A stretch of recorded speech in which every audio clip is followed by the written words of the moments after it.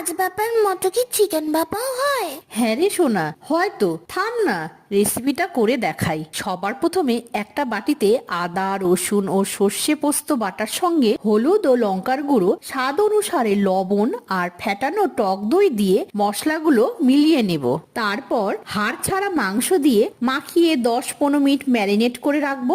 এরপর অন্য বাটিতে ম্যারিনেট করা চিকেন, পেঁয়াজ কুচি, চেরা লঙ্কা ও সর্ষের তেল দিয়ে ভালোভাবে মেখে নিতে হবে। এখনই কি সুন্দর গন্ধ বেরোচ্ছে মা, এটা রান্না হয়ে গেলে তো আরো সুন্দর গন্ধ বেরোবে। খিদাই যে পেয়ে যাচ্ছে আমার। থাম থাম, হয়েই এলো। তারপর একটা অর্ধেক জল ভরা পাত্রে স্ট্যান্ড বসিয়ে তার ওপর বাটিটা বসিয়ে ঢাকা দিয়ে লো ফ্লেমে 30 মিনিট রান্না করলেই রেসিপি রেডি। যেমন টেস্টি দেখতে তেমনই টেস্টি হয়েছে খেতে।